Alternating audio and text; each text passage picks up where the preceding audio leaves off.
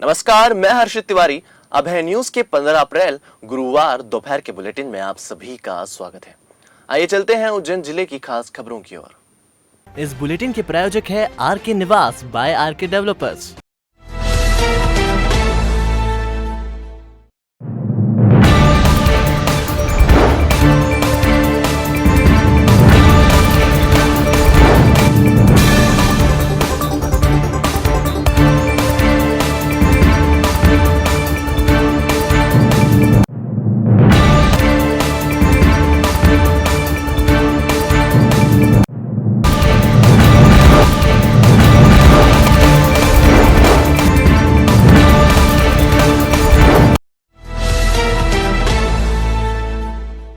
बड़नगर जनपद पंचायत के अंतर्गत आने वाले ग्राम बलोदा लखा के सचिव बाला राम परमार का वीडियो इन दिनों खूब वायरल हो रहा है। इस वीडियो में वह ग्रामीण से गरीबी रेखा के कूपन को रिन्यू कराने के लिए 100 रुपए की रिश्वत लेते दिखाई दे रहे हैं। साथ ही ये भी कह रहे हैं कि तहसीलदार साहब के बाबू को मुझे 100 रुपए देना पड़ते हैं, तब जाकर वह मुझे तहसील से कूपन देते हैं। गरीबों के लिए शासन द्वारा चलाई जा रही योजना के अंतर्गत सहकारी संस्था द्वारा अनाज देने के लिए यह कूपन उपयोग में लाया जाता है और यह पूरी तरीके से निःशुल्क है, लेकिन इसके लिए भी रिश्वत ली जा रही है। अब देखना ये होगा कि वीडियो वायरल होने के बाद उच्च अधिकारी इस पंचायत सचिव पर किस प्रकार की कार्रवाई करते हैं या लीपापोती कर कर मामले को दबा दिया जाता है। पैसा पैसा लागे लागे 100 रुपए साइन करवा हाथ ले लेता सर। अब एक ओपन का 100 रुपया लगे 100 रुपया बिना 100 का तो राजस ले ले। खाली आईडी आई की भाई करवा ले ले। जैसे कि तहसीलदार का नीचे कौन आदमी रे 2 जना रे नहीं पर निकी तो ये वैसे मालूम तो पड़ा कौन ले पैसा अपना में हां बनने का जन तरास तो कराएंगे इनमें कई बात है। कदा 100 रुपया ले नहीं को तहसीलदार साहब साइन करोगा। अरे तहसीलदार थोड़ी ले चपड़ासी ले बाबू हां ये करे कोनी महीना 2 महीना हो जाए वहां पड़े ना उंदरा खाई जानी हां जाके नहीं आ रही तो पैसा नहीं लई। हां इधर करे कोनी क्या की भी चीज हो हां मालूम तो पड़ा अपना ना शिकायत कर सका अपना कई तो कर सको 181 पे नहीं भी ले जा बोले भी फ्री ले जाओ तुम। उज्जैन का उन्हेल कस्बा 2 बातों के लिए पहचाना जाता है। एक तो यहाँ से मावा देश भर में सप्लाई होता है, दूसरा यहाँ की इमली की मांग देश विदेश में भी है। गर्मियों के दिनों में इमली की बहार रहती है तो यहाँ के मंडी में इमली के व्यापारियों का जमघट लग जाता है। लेकिन इस बार कोरोना के चलते इस बात की आशंका थी कि अब पहले की तरह मंडी नहीं सजेगी, परंतु ऐसा नहीं हुआ। गुरुवार को जैसे ही इमली की फसल यहाँ पहुंची तो मंडी में भीड़ जुट गई। सोशल डिस्टेंसिंग की धज्जियां उड़ाती भीड़ में कई तो बिना मास्क के ही नजर आए। इस भीड़ पर काबू करने वालों का कहीं अता पता नहीं था। कुल मिलाकर इमली के चक्कर में घनचक्कर हो रहे लोग अपनी जान को खतरे में डाल रहे हैं। तो भैया आपने मास्क क्यों नहीं लगाया?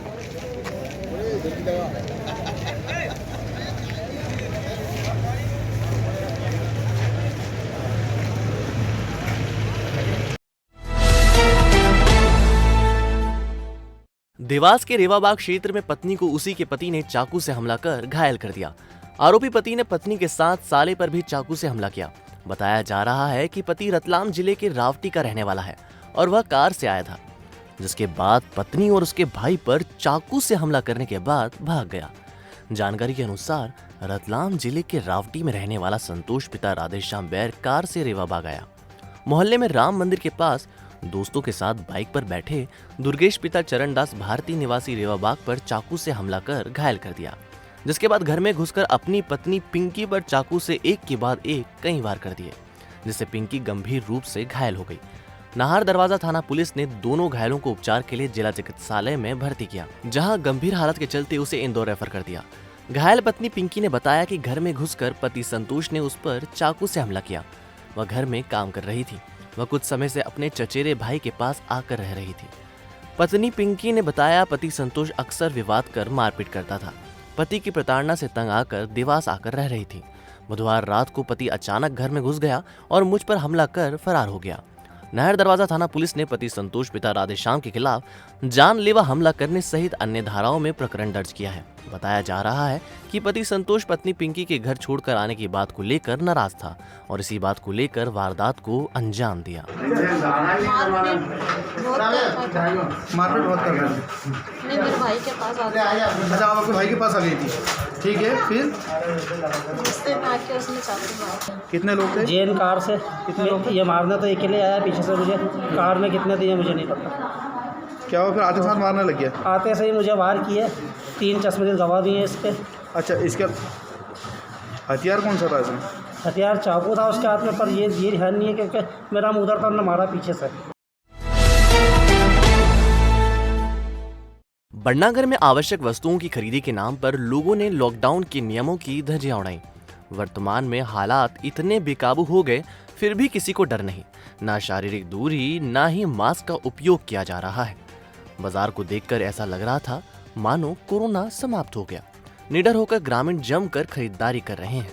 साथ ही बड़े बड़े कपड़ा व्यापारी, अरविंद पथ, इलेक्ट्रॉनिक्स व्यापारी, जूते, सराफा जैसी दुकानों पर भी ग्राहकों में खरीदारी की होड़ लग गई है। व्यापारी अपनी घरों की दुकानों पर ग्राहकों को अंदर बिठाकर शटर लगाकर खरीदारी करवा रहे हैं। वहीं छोटे व्यापारी किराए की दुकानें बंद करके शासन के नियमों का पालन कर रहे हैं। देखिए, पुलिस का भ्रमण जो हमारे पेट्रोलिंग मोबाइल है वो लगातार घूम रही है, पर ऐसा होता है कि पुलिस को देखकर छुप जाते हैं और पुलिस के निकलने के बाद में इस तरह जो आप बता रहे हैं वैसी घटना हो रही है। ऐसी ही एक सूचना पर कार्रवाई की गई है। इसमें एक रेडीमेड शॉप में ये घटना होना पाया गया था, उसमें मुकदमा कायम किया गया है। अगर अन्य कहीं इस तरह की घटना हो रही है तो सूचना पर हम अवश्य कार्रवाई करेंगे। पेट्रोलिंग मोबाइल लगातार चल रही है कस्बे में। देवास में कोरोना महामारी को देखते हुए पुलिस प्रशासन का सख्त रूप देखने को मिल रहा है और बेफिजूल सड़कों पर घूमने वाले वाहन चालकों पर कार्यवाही करते हुए उनकी बाइक जब्त की जा रही है। पुलिस द्वारा शहर के विभिन्न मार्गों पर पॉइंट लगाकर इन लापरवाह लोगों पर कड़ी कार्यवाही करते हुए घरों में रहने की हिदायत भी दी जा रही है। इस बढ़ते महामारी के दौर में कोरोना से लड़ना है, उसकी चैन तोड़ना है। बावजूद लोग शासन द्वारा लागू किए गए नियमों को ताक में रखकर सड़कों पर बेफिजूल भारी संख्या में वाहन चालक घूमते हुए दिखाई दे रहे हैं, जो बड़े शर्म की बात है। पुलिस द्वारा शहर में अलग-अलग पॉइंटों पर नाकेबंदी की गई है और जो लोग कोरोना कर्फ्यू का उल्लंघन कर रहे हैं ऐसे व्यक्तियों के विरुद्ध कार्रवाई की जा रही है, चालानी कार्रवाई की जा रही है और ऐसे व्यक्तियों के वाहनों को भी जब्ती की कार्रवाई की जा रही है। महिदपुर नगर के समस्त फुटकर व्यापारी एवं अन्य व्यवसायियों द्वारा क्षेत्रीय विधायक बहादुर सिंह चौहान से पूर्व नगरपालिका उपाध्यक्ष कैलाश राठी के नेतृत्व में अपना व्यापार व्यवसाय कोविड-19 के नियमों का पालन करते हुए सुचारू रूप से करने हेतु दुकानें खोलने की मांग की गई। व्यापारियों ने बताया कि पिछले वर्ष भी इस महामारी के कारण छोटे व्यापारियों को अत्यधिक आर्थिक नुकसान झेलना पड़ा था। वर्तमान में भी इससे बदतर स्थिति व्यापारियों की हो गई है।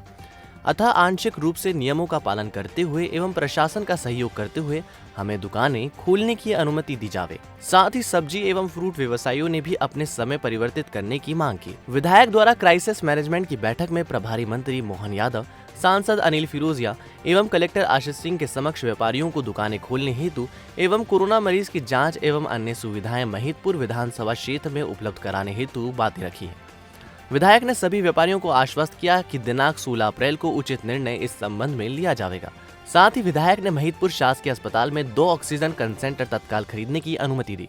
विधायक बहादुर सिंह चौहान ने जनता से अपील की है कि कोरोना जैसी महामारी से बचते हुए हम नियमों का पालन करें एवं जो अन्य बीमारी से ग्रसित हैं वे तत्काल जांच करावें, जिससे कि पता चले कि वो कोरोना पीड़ित हैं या नहीं।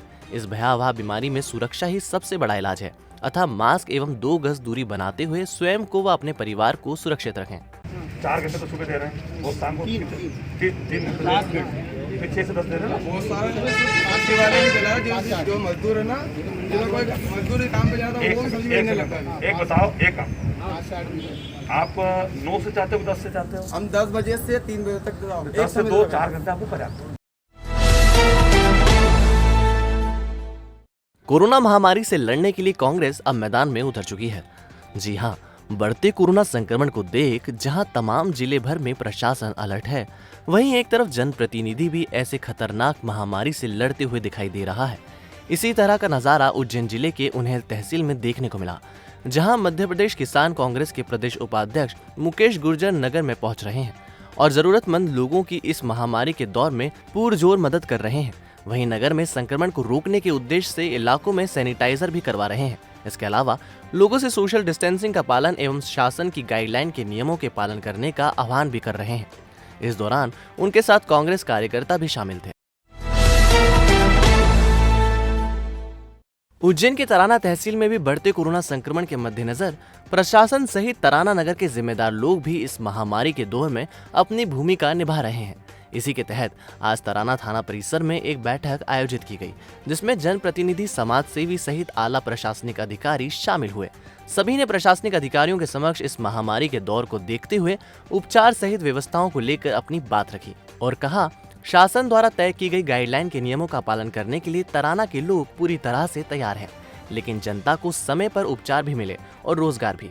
इसको लेकर आइसोलेशन वार्ड कहां बनाया जाए और छोटे से लेकर बड़े व्यापारियों के हित के लिए भी अपनी बात रखी।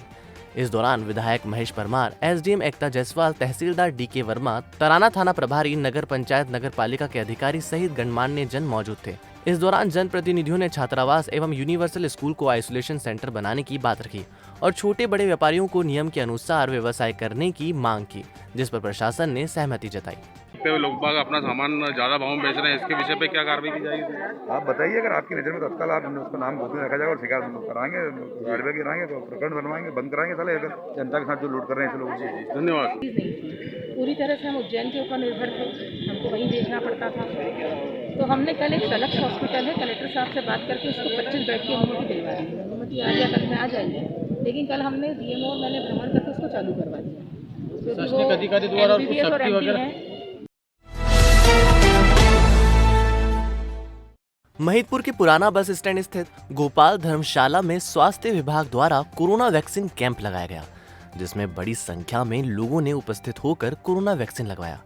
डॉक्टर हर्षा व्यास ने जानकारी देते हुए बताया कि कोरोना संक्रमण के लगातार बढ़ते प्रकोप को ध्यान में रखते हुए बुधवार को स्वास्थ्य विभाग द्वारा कोरोना वैक्सीन कैंप लगाया गया है, जहां पर 45 वर्ष से अधिक उम्र के लोगों को कोरोना वैक्सीन लगाई जा रही है। साथ ही लोगों को शासन की गाइडलाइन का पालन करने के लिए प्रेरित भी किया जा रहा है। ब्लॉक मेडिकल ऑफिसर मनीष उथरा ने जानकारी देते हुए बताया कि क्षेत्र में लगातार कोरोना संक्रमण का प्रकोप बढ़ रहा है। ऐसे में स्वास्थ्य विभाग द्वारा कोरोना वैक्सीनेशन कैंप का आयोजन किया गया, जिसमें बड़ी संख्या में लोगों ने भाग लिया है। उथरा ने लोगों से अपील की कि वह कोरोना वैक्सीन अवश्य लगवाएं। स्टार्ट हुआ है गोपाल धर्मशाला महिदपुर में। अभी तक हम लोगों ने 16 लोगों को वैक्सीनेट कर चुके हैं और अभी भी अच्छी खासी उम्मीद है आने की। हम लोगों ने प्रचार भी करवा के रखा है इस चीज के लिए। Patidar nursing institute Indian nursing council के मानकों पर 100% खरा। उज्जैन का प्रथम नर्सिंग महाविद्यालय हमारे संस्थान में उपलब्ध है 3 वर्षीय नर्सिंग डिप्लोमा, बीएससी नर्सिंग 4 वर्षीय डिग्री, पोस्ट बीएससी नर्सिंग 2 वर्षीय डिग्री और एमएससी नर्सिंग 2 वर्ष post graduate degree study programme. हमारी विशेषताओं में शामिल है हॉस्टल व मेस सुविधा, सर्व सुविधा युक्त कैंपस, बस फैसिलिटी, कोर्स पूरा करने पर 100% जॉब गारंटी, योग्य व निपुण फैकल्टी, वर्ग अनुसार छात्रवृत्ति, 3000 से ज्यादा पुस्तकों से सजी लाइब्रेरी, स्पोकन इंग्लिश व कंप्यूटर की निःशुल्क शिक्षा, विभिन्न प्रयोगशालाएं और नर्सिंग प्रशिक्षण के लिए 150 बिस्तरों वाला रिसर्च सेंटर व हॉस्पिटल। हमारा पता है Patidar nursing institute, Moru Khedi, Patpala, Maksi road, Ujjain. Mobile 9522000084, 9522000092।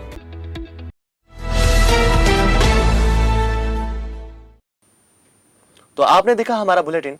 आपको हमारा बुलेटिन कैसा लगा, इसका फीडबैक कमेंट सेक्शन में जरूर दीजिएगा। कल फिर मिलेंगे नए बुलेटिन के साथ। नमस्कार।